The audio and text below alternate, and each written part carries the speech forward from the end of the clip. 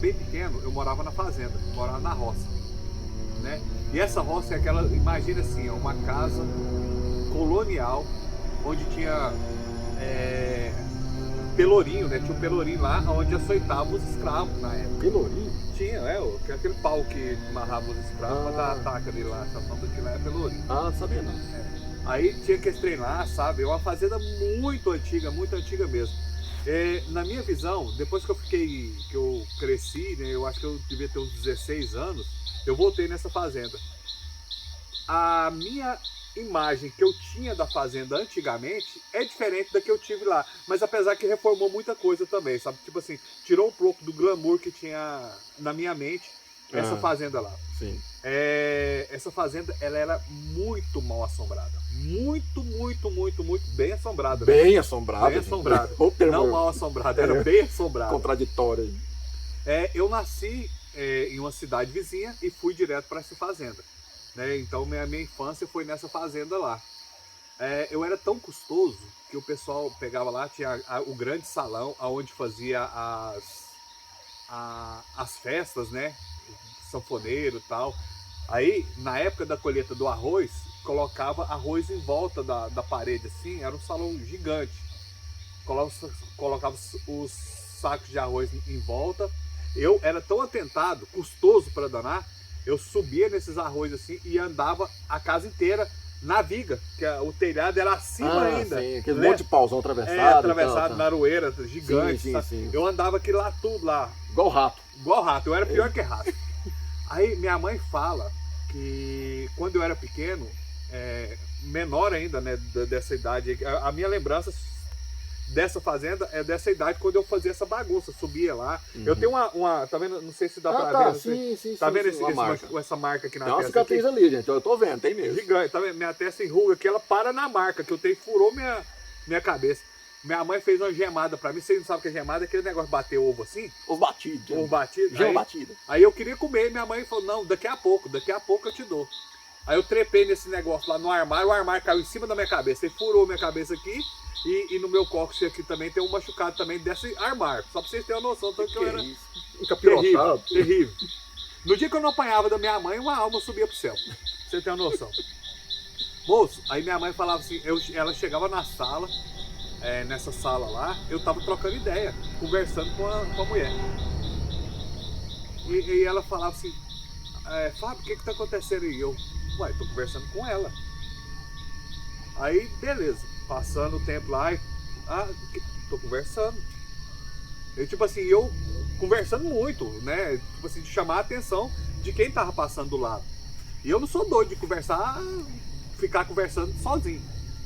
Aí, nisso aí, quem que você tá conversando? Com ela. Era sempre uma mulher. Aí, nesse quarto lá, tinha um quarto lá que ninguém mexia na casa, que era da antiga dona. Pegaram uma foto dessa mulher, aí eu falei assim, é com essa aqui que eu tava conversando. E eu nunca tinha visto ela, porque quando eu já era lá, ela já tinha falecido já há algum tempo. E aí, nesse quarto lá, tipo assim, tava intacto. Tipo assim, era uma cápsula do tempo que era dessa mulher lá. O meu pai chegava lá nessa fazenda, à noite, ele trabalhava com trator, ele passou, tinha a sala pequena, aí tinha os corredores, aí tinha os quartos lá, só tinha um banheiro nessa casa, você tá que é estranha. São vários quartos. Casa gigante. E só um banheiro. Aí meu pai passou do quarto dele, passou pela sala menor, né? Certo. Nessa sala menor tinha um sofá que era de couro. Se eu não me engano era couro de onça, que era todo pintado assim. Naquela época podia matar a onça, viu, gente? Naquela época o pessoal não tinha dó, não. Apareceu lá e eles mataram mesmo. E aí meu pai viu o caboclo deitado nesse sofá. Aí meu pai foi lá no quarto lá e falou pra minha mãe assim, Maria, o Edmilson veio pra ir hoje? Não, só tá a gente aqui. Meu pai não voltou lá pra saber o que era. Mas que ele passou lá e tinha um cara deitado lá e se acendia na luz da lamparina, gente. Não tinha energia elétrica. Verdade. Era na lamparina. Que ano mais ou menos, você lembra? Cara, se eu não me engano, era 78, 79, 80 no máximo. Sim, no máximo. sim. Eu era bem novinho, eu sou de 73. Uns 7 anos, 8 Eu tinha anos. 6, 7 anos. Aham, Que eu lembro das peripécias que eu fazia lá, né? aham. E esses negócios lá, cara, o salão lá era de madeira. Você escutava, isso aí eu escutei. Arreio passando assim, o pessoal arrastando arreio, sela de cavalo, no salão. Você escutava bota, tipo, Ploc, ploc. o cara andando, sabe? Cara, era tenso, era tenso. Uma vez, a irmã da minha mãe, a minha tia, né, no caso, Sim. foi pra lá, aí foi lavar vasilha. O pessoal era pobre, mas era bem assiado. Eles pegavam lá a vasilha, pegavam areia, esfregava na areia assim, lavava assim e colocava no giral. O giral era uma palafita, né, cheio de vara por cima assim, onde você colocava para secar as coisas, né? Daí que veio o termo arear, viu, gente? Isso. Você areia a vasilha com bombril, mas na verdade você tem que usar a areia. Areia, você pegava a areia do rio, areia branquinha, e areava as panelas para deixar ela brilhante. Você chegava lá, era um orgulho de você ter aquelas panelas Era o brilhantes. status. De noite, uma manada de porco gritando lá, parece que passou em cima das vasilhas. Plá, plá, plá, plá, plá, e quen, quen, quen, quen, e derrubou as vasilhas todas. A minha mãe falou assim, eu vou lá não, porque já... O que eu adianto? De noite mais, eu não vou ver nada lá. No outro dia, chegar lá, as vasilhas estavam normalzinho, do jeito que tava lá. Mesmo jeito que tava. Não tinha acontecido nada com as vasilhas. Não tinha rastro de porco, não tinha nada. Outra coisa, lá tinha um monjolo, eu lembro desse monjolo, que tipo assim, você saía da cozinha, passava perto do fundo do curral, aí tinha um córrego, tipo um córregozinho pequeno assim, sabe? E aí tinha a parte que eles desviavam ali e tinha um monjolo. Aí batia arroz nele lá, para descascar o arroz. E era uma forquilha grande, de aroeira, mais ou menos uns 15 centímetros por 15 centímetros, era bem grande assim. Que era essa forquilha que segurava o monjolo, porque ele era grande. Isso. A cabaça dele no chão devia ter quase uns 70 de diâmetro. Sim. Né? E aí, o que acontece? Na hora que, de noite, era mais ou menos, sei lá, meia-noite, 1h da manhã, aí escutava O monjolo batendo. o monjolo batendo. Sem água? Não, com a água. A água desviava do rio e passava lá. Mas só que ela era forquilha. Essa forquilha grande. Sim, pra firmar ele. Pra firmar ele. A forquilha segurava ele em pé, e aqui caía água no coxo, e aí a água voltava, né? Não funcionava. Não funcionava, porque ele ficava sempre levantado, né? Assim, né? Aí minha mãe tinha deixado paçoca pra bater. Lá já tinha ajeitado, sei lá, né? Tava tampadinho, arrumadinho. Aí começou, bater, pá! Aí ela foi e chamou meu pai pra ir lá olhar. Na hora que o meu pai saía do quintal, assim, na hora que ela atravessava pra chegar lá no paiol, né? Onde tinha essa parte lá. Na hora que eu chegava no curral, o monjolo parava. Não fazia barulho. Uai. Aí eu ficava assim. E ele era rápido, porque a água que lá era muita água. Então ele era no máximo 1 minuto, ele já tava batendo de novo.